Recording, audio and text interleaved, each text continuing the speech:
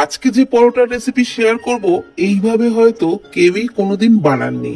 আর যদি কেউ কোনোদিন বানিয়ে থাকেন তবে সে জানবেন যে এই পরোটার কতটা টেস্ট। এটা শুধুই খেতে অসাধারণ লাগে। তো এই পরোটার জন্য একটা পাত্রের মধ্যে দুটো ডিম ফাটিয়ে নিলাম, ওর মধ্যে পরিমাণ মতো লবণ দিয়ে ডিম দুটোকে খুব ভালো করে ফেটিয়ে নিলাম। তারপর ওর মধ্যে দিয়ে দিলাম 1 কাপ ময়দা। 1 কাপ ময়দা দিয়ে প্রথমে ডিমের সাথে আগে ভালো করে একটু মেখে নিচ্ছি। তারপর আমি আরো হাফ কাপ মানে টোটাল 1.5 কাপ ময়দা এখানে ব্যবহার করছি। আগে 1 কাপ ময়দা দিয়ে আগে মেখে নিলাম, তারপর আরো হাফ কাপ টোটাল 1.5 কাপ ময়দা দিয়ে ভালো করে আগে ডিমের সাথে মেখে নিলাম। এইবার আমি অল্প অল্প জল দিচ্ছি, যতটা জলের প্রয়োজন ততটা জল দিয়ে মেখে নিতে হবে।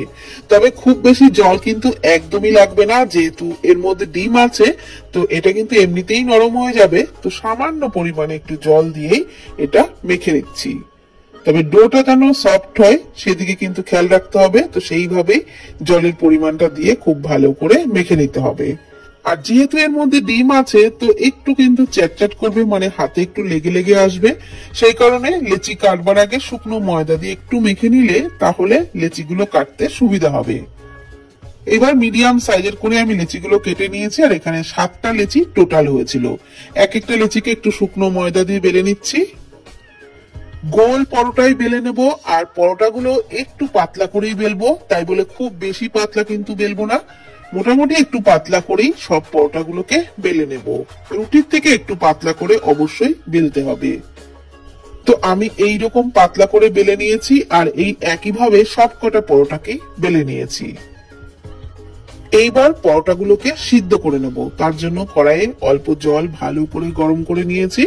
এইবার এক একটা পরোটা ওই জলের মধ্যে দিয়ে 1 থেকে 1.5 মিনিট মতো ফুটিয়ে জল থেকে তুলে নেব। 1-1.5 মিনিট ফুটিয়ে নেওয়ার পর পরোটাগুলো জল থেকে তুলে ঠান্ডা জলের মধ্যে কিন্তু সাথে সাথে দিয়ে দিচ্ছি। মানে এটা ফ্রিজের ঠান্ডা জল নয়, নর্মাল ঠান্ডা জলের মধ্যেই পরোটাগুলো ডুবিয়ে সঙ্গে সঙ্গে তুলে একটা ছিদ্রযুক্ত থালার উপরে রেখে দেব। আর এই একইভাবে সব কটা পরোটাকে কিন্তু সিদ্ধ করে নেব।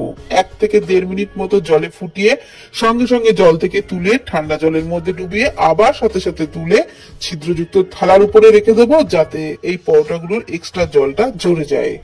তো সব পরোটাগুলোকে ছিদ্রযুক্ত থালার উপরে রেখে দিয়েছি, জলটাও ঝরে গেছে। এখন পরোটাগুলো সাজিয়ে নেব। তার জন্য ফ্রাইং প্যানের মধ্যে অল্প ঘি মাখিয়ে নিলাম। এইবার একটা পরোটা ওর উপরে সাজিয়ে দিচ্ছি, আর তার উপরে আবারও কিন্তু ঘি মাখিয়ে নেব।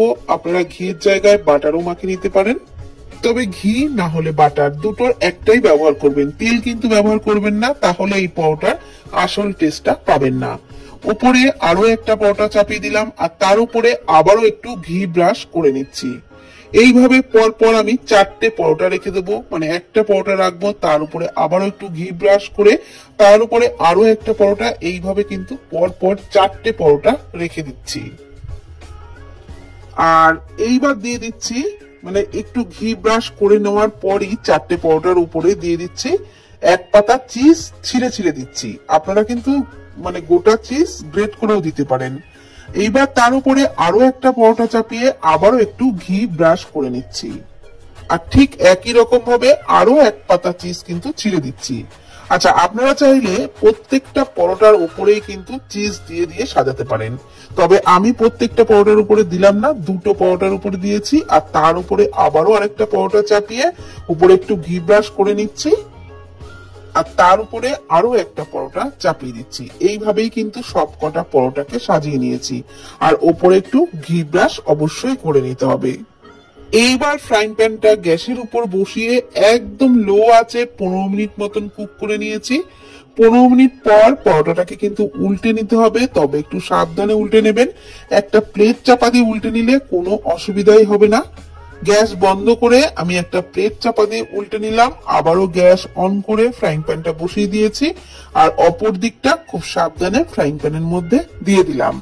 আবারও লো আছে 10 মিনিট মতন কুক করে নেব।